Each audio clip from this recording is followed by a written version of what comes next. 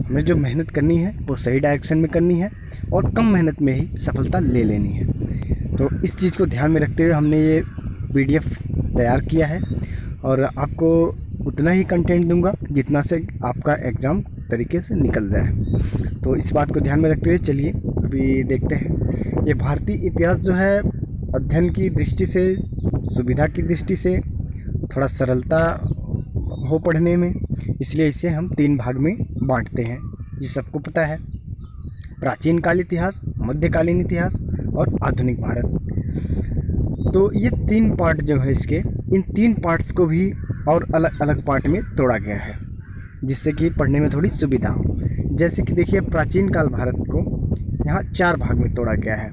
एक है धर्म ग्रंथ से जो हमें सूचना मिलती है, और एक ऐतिहासिक ग्रंथ से जो प्रमाण मिलता है, और विदेशियों के विवरण से जो हमें प्रमाण मिलता है कि हाँ भारत में पहले ऐसा था, ऐसा है और इस तरह से भारत का निर्माण हुआ है। और ये चौथा जो है पुरातत्व संबंधी साक्ष्य, यानी जो खुदाई वगैरह होती है, तो इसमें से हमें जो मिलते हैं, पत्थर मिलते हैं, हड्डियाँ मिलती हैं, मूर्तियाँ मिलती हैं, तो इन सब से एक निष्कर्ष निकलता है कि हाँ प्राचीन में भारत में लोग ऐसे थे, ये ऐसे रहते थे। तो इन सब चीज़ों को लेकर 4 भाग में हमने डिवाइड कर लिया।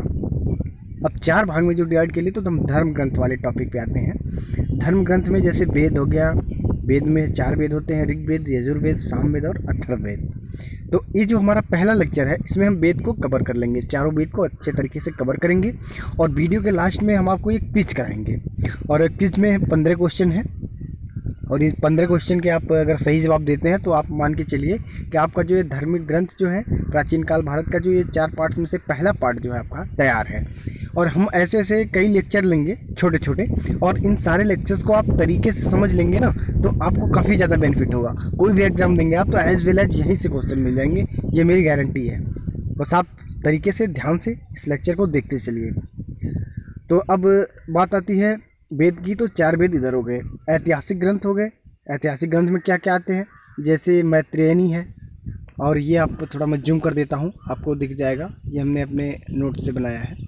और ये आगे जो है कथा वस्तु है, इसके पहले जलोपनिषद है, और इसके पहले जो है कल्पसूत्र है, रजत रंगिणी है, चचनामा है, अष्टाध्यायी है। तो इन सब के बारे में भी हम चर्चा करेंगे, लेकिन अगले लेक्चर में करेंगे। और ये जो अगला लेक्चर होगा उसमें ऐतिहासिक ग्रंथ के बारे में हम जानकारी देंगे आपको। फिर उसके बाद जो हमारा तीसरा लेक्चर आएगा, यानी 3rd लेक्चर में विदेशियों का पेपर रहेगा। उसमें कितने विदेशी आए और अपने किताबें लिखी, उनमें भारत के बारे में उन्होंने क्या लिखा, कैसे लिखा, कौन सा सही माना गया है और किसका जो है झूठ माना गया है। मतलब अफवाहों पे भी कुछ लोग ऐसे अपना जो लिखते चले गए हैं। तो इन सब चीज़ों के बारे में बताऊंगा आपको। तो अब देखिए इसमें जैसे यूनानी रोमन लेखक हो गए। यूनानी रोमन लेखक में हेरोडोट्स, टेसियस, निरियाकस, अनिस्क्रिटस और अरिस्टोबुलस, ये जो हैं आपके यूनानी रोमन लेखक हैं। और मेगास्थनी, डायमिकस, डायनोसिस, टालमी, ये सब जो लेखक हैं ये सब आगे आपके, प्लिनी भी है, ये सब आगे आपके यूनानी रोमन लेखक में। और चीनी लेखक में जो आते हैं जैसे फायान, संयुगन, ह्वेनसांग, इत्सिंग, जिसमें ह्वेनसांग काफ़ी ज़्यादा इंपॉर्टेंट है, मैं इसके बारे में बताऊँगा आपको अगले लेक्चर में, ठीक है। और उसके बाद जो रहेगी ये अरबी लेखक के बारे में, तो अलबरूनी, इब्न बतूता, ये 2 अरबी लेखक हैं। और इसमें जो है इब्न बतूता और अलबरूनी दोनों ही इंपॉर्टेंट है, किसके काल में आए थे, क्या क्या लिखा था इन्होंने, क्या क्या इनसे जानकारी मिली है, इन सब के बारे में मैं आपको बताऊंगा, ठीक है। और अगले जो आएंगे लेखक, उसके बाद 2 बनते हैं ये जो अन्य लेखक, जो जैसे तारानाथ और मार्को पोलो, तो इनके बारे में हम थोड़ा चर्चा कर लेंगे। और एक बात मैं बता दूं कि ल्यूसेंट जो बुक है ना, ये काफ़ी इंपॉर्टेंट बुक है, लेकिन सब इसको थोड़ी इसकी लैंग्वेज हार्ड है, मतलब सिंप्लिसिटी नहीं है इसमें, तो सबको ऐसा लगता है कि अरे यार कैसे पढ़ें, कैसे क्या करें, तो इन सब चीज़ों से थोड़ा लोग डर जाते हैं। तो हमें डरना नहीं है, इन सब चीज़ों को ध्यान में रखते हुए हमने ये PDF तैयार किया है और बहुत शॉर्टकट में बताऊँगा आपको, मज़ा भी आएगा। देखिए हमने ग्राफ से समझा दिया आपको इतना, और ल्यूसेंट में देखेंगे कि 2 पेज में इतना लिखा है और समझ में नहीं आता क्या पढ़ें क्या ना पढ़ें, तो हमने आपको ग्राफ से दिखा दिया। बढ़ते हैं थोड़ा आगे। तो सुविधा की दृष्टि से जो इतिहास को 3 भागों में बांटा गया है, मैंने आपको बताया था। तो ये 3 भाग जो बांटने का सबसे पहले जो जिन्होंने बांटा था उनका नाम है क्रिस्टोफ सेलियस। और ये एग्जाम में कई बार पूछा जा चुका है, PCS प्री में भी पूछा गया क्वेश्चन है ये, कि सबसे पहले इतिहास को 3 भागों में बांटने का श्रेय किससे जाता है, तो ये क्रिस्टोफ सेलियस को जाता है। ये पॉइंट याद रखिएगा आप, ठीक है। अब आती है बारी भारत का जो प्राचीन धर्म ग्रंथ क्या है। तो भारत का जो सबसे प्राचीन धर्म ग्रंथ है वो वेद है। वेद 4 हैं, तो उन चारों वेदों का जो है मतलब ऋग्वेद जो है, सबसे पहले ऋग्वेद आया था। ऋग्वेद के बाद आता है यजुर्वेद, यजुर्वेद के बाद आता है सामवेद, सामवेद के बाद अथर्ववेद आता है। तो ये वेद जो है ना, ये सबसे प्राचीन ग्रंथ हैं भारत के। तो इस चीज़ को याद रखिएगा कि ये भी क्वेश्चन पूछा गया, मतलब हम जितने पॉइंट इसमें लिखे हैं आप ये मान के चलिए, ये सारे बस क्वेश्चन ही हैं, इनको आप ये माइंड में मान के चलिए आप। तो वेद के संकलन करता महर्षि श्री कृष्ण द्वैपायन वेद व्यास को माना जाता है, और वेदों की कुल संख्या 4 है। तो किन्हें माना जाता है इनके संकलन करता? महर्षि श्री कृष्ण द्वैपायन वेद व्यास को। ये पॉइंट यहाँ से याद रखिएगा, ठीक है। अब ऋग्वेद से काफ़ी सारे क्वेश्चन बनते हैं, तो मैं थोड़ा ऋग्वेद के बारे में आपको बताऊंगा। और ऋग्वेद को पढ़ने वाले को होत्री कहा जाता है, ये चीज़ याद रखिए पहले यहीं से, हमने देखिए ब्रैकेट में लगा रखा है ऋग्वेद के नीचे होत्री। और विश्वामित्र द्वारा रचित ऋग्वेद में कुल 10 मंडल, 1028 सूक्त और 10,462 ऋचाएँ हैं। तो इसमें आप देख रहे हैं कि 10 मंडल, 1028 सूक्त और 10,462 ऋचाएँ, मतलब ये 10 मंडल में जो है अलग अलग तरीके के वर्णन मिलते हैं आपको। तो जैसे किसी में किसी देवता का वर्णन है, या हमारे जो चार वर्ण बटे हुए हैं इनका वर्णन, तो सब कुछ अलग अलग मंडल में है। तो इसलिए मंडल में, और उन्हें जो फिर सूक्त में विभाजित किया गया, और ऋचाएँ भी हैं। तो अलग अलग ऋचाएँ अलग अलग देवताओं को समर्पित हैं, कैसे कैसे, तो मैं सब कुछ बताऊँगा आपको आगे, ध्यान से वीडियो देखिए। और आर्यों के राजनीतिक प्रणाली का जो पता ऋग्वेद से ही चलता है। ये इंपॉर्टेंट क्वेश्चन है, ये एज वेल एज ऐसे ही क्वेश्चन आया था आरआरबी सीवीटी फर्स्ट में आया था क्वेश्चन, कि राजनीतिक प्रणाली जो आर्यों की थी इसका पता कौन से वेद में इसके बारे में वर्णन किया गया है, ऐसे क्वेश्चन करके था। तो इससे जो सही था ये ऋग्वेद था ऑप्शन में, तो यही सही था। उसके बाद आते हैं सूर्य देवता का उल्लेख तीसरे मंडल में है, जिसमें सूर्य देवता सावित्री को गायत्री मंत्र समर्पित है। तो यहाँ से ये क्वेश्चन बनता है कि गायत्री मंत्र जो है वो किस देवता को समर्पित है? तो ये सूर्य देवता सावित्री को समर्पित है। मोस्ट इंपॉर्टेंट क्वेश्चन है, इसे याद रखिएगा। और 9वें मंडल में देवता सोम का उल्लेख है। वेरी वेरी इंपॉर्टेंट क्वेश्चन, कि क्वेश्चन ये बना था यहाँ से कि सोम देवता का उल्लेख कौन से मंडल में है? तो 9वें मंडल में। एकदम बिल्कुल आप एक एक पॉइंट माइंड में लेते चलिए आप। और 4 वर्ण के समाज, जैसे ब्राह्मण, क्षत्रिय, वैश्य, शूद्र, मतलब उसमें कहा गया है इसमें इस वेद में कि ब्राह्मण जो है ब्रह्मा के मुख से उत्पन्न हुए हैं, क्षत्रिय भुजाओं से, वैश्य उनकी जंघा से, और शूद्र उनके पैरों से।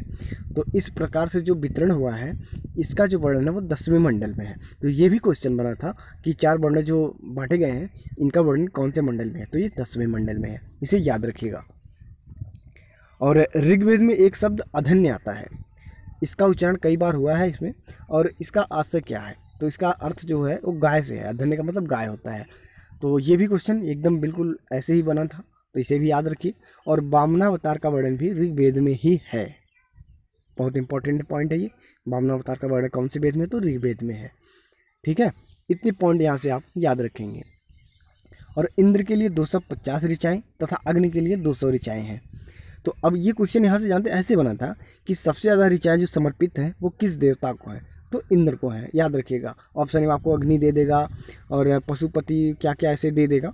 तो आपको यहाँ पे ये पॉइंट याद रखना है कि सबसे ज़्यादा जो ऋचाएँ हैं वो इंद्र के लिए 250 ऋचाएँ लिखी गई हैं इसमें। तो ठीक है, इतने पॉइंट यहाँ से आप याद रखेंगे। बढ़ते हैं यजुर्वेद की तरफ आते हैं। अब देखिए पहला वेद यहाँ पे खत्म हो गया, यानी ऋग्वेद से इतने ही क्वेश्चन बन सकते हैं, इससे ज़्यादा कहीं नहीं बनेंगे। आपको ये मान के चलना है कि क्वेश्चन यहीं से आने हैं। वैसे आपको अगर पढ़ना है तो आप किस बुक से भी पढ़ रहे हैं, कहीं से पढ़ रहे हैं, उसे आप जो है ऐसे ही पढ़ते रहिए, कोई दिक्कत नहीं है।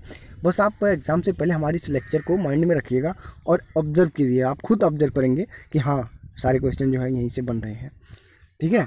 तो ये मान के आप चलिएगा, बाकी आप पढ़ते रहिए, कहीं से भी पढ़िए, बस मेरा वीडियो आप ऐसे ही देख लीजिएगा और इसे देख के एग्जाम में जाइएगा, ठीक है। नंबर 2 यजुर्वेद। यजुर्वेद को पढ़ने वाले को अध्वर्यु कहते हैं।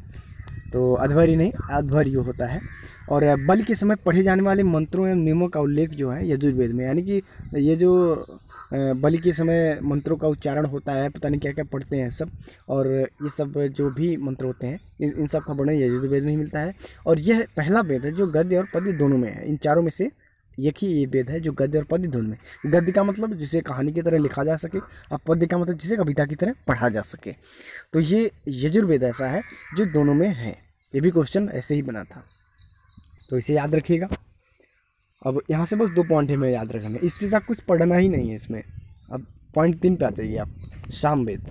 सामवेद का जो उच्चारण करता है, पढ़ता है, उसे क्या कहते हैं? उदात्तरी कहते हैं। तो याद रखिएगा इसे। और इसका संकलन भी ऋग्वेद पर आधारित है। तो क्वेश्चन कभी बन सकता है, हालांकि अभी ऐसे क्वेश्चन हमें मिले तो नहीं थे कभी, लेकिन ऐसे मान लीजिए, थोड़ा हमें एक अपना एक माइंड ऐसे कर लेना चाहिए कि बाय द वे पूछ दिया कि ऋग्वेद पर ये सामवेद कौन से वेद पर आधारित है, तो ये ऋग्वेद पर आधारित है। इसे आप याद रखेंगे, ठीक है। और इसे भारतीय संगीत का जनक, वेरी वेरी इंपॉर्टेंट पॉइंट है, इसे भारतीय संगीत का जनक भी कहा जाता है। तो इसे यहाँ से, ये पॉइंट बहुत इंपॉर्टेंट, इसे आप दिमाग में रख लीजिए। चलिए क्वेश्चन ये चौथे पॉइंट पे आते हैं। चौथा वेद जो हमारा है अथर्ववेद है, और यह वेद अथर्वा ऋषि द्वारा संकल्पित है, और इसमें 731 मंत्र 6000 पद्य हैं। तो ये कोई खास इंपॉर्टेंट नहीं है, ये तो पूछ नहीं सकता है कि कितने मंत्र हैं, कितने क्या है। तो आगे बढ़िए। यह वेद कन्या जन्म की निंदा करता है, ये इंपॉर्टेंट पॉइंट है कि चारों वेदों में कौन सा वेद है जो कन्या जन्म की निंदा करता है। तो ये अथर्ववेद में ऐसा कहा गया है। और अथर्ववेद में ये कहा गया था कि स्त्रियां जो हैं दारू, मदिरा, शराब और जुए की तरह एक इंसान की एक कमजोरी, कमियां हैं, और इसे दूर रखना चाहिए। तो ये चीज़ आप याद रखिएगा, बस इतना ही पॉइंट याद रखिए कि कन्या जन्म की निंदा अथर्ववेद ही करता है। और सामान्य व्यक्ति के विचारों, अंधविश्वासों का जो वर्णन है वो अथर्ववेद में ही मिलता है। और कुरुओं के राजा परीक्षित, बहुत इंपॉर्टेंट पॉइंट, क्वेश्चन यहाँ से बना था, पीसीएस प्री में क्वेश्चन आया हुआ है। कुरुओं के राजा परीक्षित थे, इसका परिचय अथर्ववेद में मिलता है। तो इसका ऐसे क्वेश्चन आया था कि कुरुओं के राजा परीक्षित थे, इसका जो वर्णन हमें कौन से वेद में मिलता है, तो ये अथर्ववेद में ही मिलता है। वेदों को समझने के लिए वेदांगों की रचना की गई, और जिनकी संख्या 6 है, ठीक है। और ये 6 वेद जो हैं वेदांग हैं, शिक्षा, ज्योतिष, कल्प, व्याकरण और निरुक्त और छंद। तो इनकी रचना की गई वेदों को समझने के लिए। और वेद स्त्रियां नहीं पढ़ सकती थी और शूद्र नहीं पढ़ सकते थे, तो इनको जो है सुनने और थोड़ा जानकारी देने के लिए पुराणों की रचना की गई थी। पुराण जो है वो सुन सकते थे, शूद्र स्त्रियां भी सुन सकती थी बैठ के, तो इसलिए पुराणों की रचना की गई थी। और टोटल जो पुराणों की संख्या है वो 18 है, 18 पुराण है टोटल, जिसमें 2-3 इंपॉर्टेंट है, तो उनका वर्णन मैं आगे आपको जिक्र कर दूंगा तीनों पुराण का। तो याद रखिएगा, बस इतने पॉइंट हमें यहाँ से याद रखने हैं। ये वेद यहाँ से ख़त्म हो जाते हैं, ठीक है। अब वेदों का चक्कर यहीं पे ख़त्म होता है। अब इसके बाद हम आपको एक क्विज़ खिलाएंगे। क्विज़ में 15 क्वेश्चन रहेंगे, और 15 क्वेश्चन के आप सही जवाब देने हैं आपको। और चलिए अब क्विज़ की तरफ बढ़ते हैं। इतने पॉइंट आप एक बार रिवाइज कर लीजिएगा, वीडियो पॉज करके बैक करके पढ़ लीजिए, उसके बाद फिर आइए क्विज़ पे, ठीक है। तो चलिए दोस्तों, क्विज़ पे आ जाते हैं हम। तो इतिहास लेक्चर फर्स्ट क्विज़ है ये। सबसे पहले इतिहास के अध्ययन की सुविधा की दृष्टि से 3 भागों में बांटने का श्रेय किससे जाता है। तो ये मैंने आपको पहले बता दिया था कि ये क्वेश्चन पूछा गया है, तो ये क्रिस्टोफर सेलियस को जाता है, क्रिस्टोफ सेलियस, याद रखिएगा, ठीक है। और देखिए वही क्वेश्चन है, ये पीसीएस में पूछे गए क्वेश्चन है, पीसीएस में या यूपी के स्टेट लेवल जो यूपी का एग्ज़ाम होता है, और भी बहुत सारे स्टेट लेवल के जितने भी एमपी के एग्ज़ाम होते हैं, छत्तीसगढ़ के, तो ऐसे क्वेश्चन बन चुके हैं। तो इसलिए मैं ऐसे इसी क्वेश्चन को चूज़ किया हूँ यहाँ पे। आप बेफिक्र रहिए, क्वेश्चन यहीं से बनेंगे, चाहे आप यूपी लेखपाल की तैयारी कर रहे हैं, UP police, UPSI, TET, super TET, कहीं से भी कोई भी एग्ज़ाम आप देंगे, अगर हिस्ट्री से क्वेश्चन आता है तो क्वेश्चन यहीं से आएगा। और अगर आपका जो प्राचीन इतिहास से आता है तो ये यहीं से क्वेश्चन इतने बनेंगे। वेद से आता है तो वेद के क्वेश्चन यहीं कवर हो जाएंगे। आगे जितने भी राइटर आएंगे सब कुछ मैं बैक टू बैक ऐसे ही कवर करता रहूँगा, आप टेंशन मत लीजिए, सारे क्वेश्चन आपको मिलते जाएंगे, ठीक है। तो क्वेश्चन नंबर 2 पे चलते हैं। क्वेश्चन नंबर 2 क्या है, भारत का सबसे प्राचीन धर्म ग्रंथ क्या है। तो वेद, मैं आपको पहले ही बताया था कि वेद जो है भारत का सबसे प्राचीन धर्म ग्रंथ है। और उसके बाद आते हैं ऋग्वेद में कुल कितने मंडल हैं। तो अभी मैंने आपको बताया 10 मंडल, और 10वें मंडल में ही जो 4 वर्ण बटे हुए हैं उनका वर्णन 10वें मंडल में है। और 9वें मंडल में देवता सोम का उल्लेख है, इसे भी याद रखिएगा। मतलब दिमाग में आप एक ऐसे ही रन कराते रहिए ना, कि जो अभी हम पढ़े हैं पॉइंट सब कुछ यहीं क्वेश्चन में ही आएंगे। और उसके बाद चौथा क्वेश्चन है, ऋग्वेद में गायत्री मंत्र किसके लिए है। तो मैंने अभी भी बताया, सूर्य देवता सावित्री को गायत्री मंत्र समर्पित है ऋग्वेद में, याद रखिएगा। और क्वेश्चन नंबर 5 क्या है, समाज को 4 वर्ण के वितरण का वर्णन किस वेद में है। 2 बार हो गया है। तो समाज के 4 वर्णों का वितरण जो है किस वेद में है, क्वेश्चन ये है। तो ये ऋग्वेद में 10वें मंडल में है, याद रखिएगा। आप ये भी मैं बताया था आपको। और बढ़ते हैं आगे, सबसे बाद का वेद कौन सा। Very very important question. यहाँ से मैं आपको 2 पॉइंट बताऊंगा। सबसे जो पुराना वेद है वो ऋग्वेद है, और सबसे बाद का अथर्ववेद है। मैंने क्रम वाइज लिख भी रखा है, ऋग्वेद, यजुर्वेद, सामवेद, अथर्ववेद। तो ये ऋग्वेद पहले आया, दूसरे नंबर पे यजुर्वेद, तीसरे नंबर पे सामवेद और चौथे नंबर पे अथर्ववेद। तो इतने पॉइंट यहाँ से याद रखेंगे। ठीक है, बढ़ते हैं अगले क्वेश्चन की तरफ। क्वेश्चन नंबर 7, ऋग्वेद में सबसे ज़्यादा ऋचाएँ किसके लिए है? तो मैंने बताया था 250 ऋचाएँ जो हैं इंद्र के लिए हैं और 200 ऋचाएँ अग्नि के लिए हैं। तो आप दिमाग को ऐसे ही दौड़ाते रहिए और दिमाग में रखे रहिए सारे पॉइंट। और मेरा ये वादा है आपसे कि आपको देखने को मिलेंगे क्वेश्चन ऐसे ही। बढ़ते हैं क्वेश्चन नंबर 8 की तरफ। कौन सा वेद गद्य और पद्य दोनों में है? तो अभी बताया यजुर्वेद गद्य और पद्य दोनों में है, याद रखिएगा इसे। और क्वेश्चन नंबर 9, किस वेद को संगीत का जनक माना जाता है? तो सामवेद को संगीत का जनक माना जाता है, ये पॉइंट याद रखिएगा। ये जो दोनों क्वेश्चन है, ये 8वां क्वेश्चन जो गद्य और पद्य दोनों में, और ये जो संगीत का जनक, ये दोनों आप याद रखिएगा। ज़्यादातर क्वेश्चन यहीं से कई बार रिपीट हुए हैं, इसलिए मैं थोड़ा इस पर जोड़ दे रहा हूँ, इसे आप याद रखिएगा। और बढ़ते हैं क्वेश्चन नंबर 10 की तरफ। कुरुओं के राजा परीक्षित थे, इसका परिचय कौन सा वेद करता है? तो सबसे बाद वाला जो वेद अथर्ववेद है वो जो है कुरुओं के राजा परीक्षित थे, इसका वर्णन उसी वेद में है, तो याद रखिएगा इसे। और ये क्वेश्चन 11, वेदांगों की संख्या कितनी है? तो वेदांगों की संख्या 6, आपको मैंने नाम भी बताया था अभी, याद रखिएगा। और वेदांग 12वां, सबसे प्राचीन पुराण कौन सा है? तो सबसे प्राचीन पुराण जो है वो मत्स्य पुराण है, और सबसे ज़्यादा जो विश्वसनीय भी है, ये काफ़ी मतलब घटनाएं इसकी सत्य भी हैं, ऐसा माना जाता है, तो याद रखिएगा इसे। और प्रमाणिक है मतलब। और क्वेश्चन नंबर 13 पे आते हैं, पुराणों की भाषा कौन सी है? और बहुत इंपॉर्टेंट क्वेश्चन, ये पूछा गया क्वेश्चन है कि पुराण की भाषा तो ज़्यादातर सब इसमें मार देते हैं, सरल हिंदी मार देते हैं या फारसी, तो इसकी जो भाषा है वो सरल संस्कृत है। ऑप्शन सी जो है करेक्ट है, पुराणों की जो भाषा है वो सरल संस्कृत है। क्वेश्चन नंबर 14 पे चलते हैं, कन्या जन्म की निंदा करता है? तो कन्या जन्म की निंदा अथर्ववेद करता है, मैंने आपको पॉइंट में बताया था अभी। और 15 पे आते हैं, ऋग्वेद में बहुत प्रचलित शब्द अधन्य का अर्थ?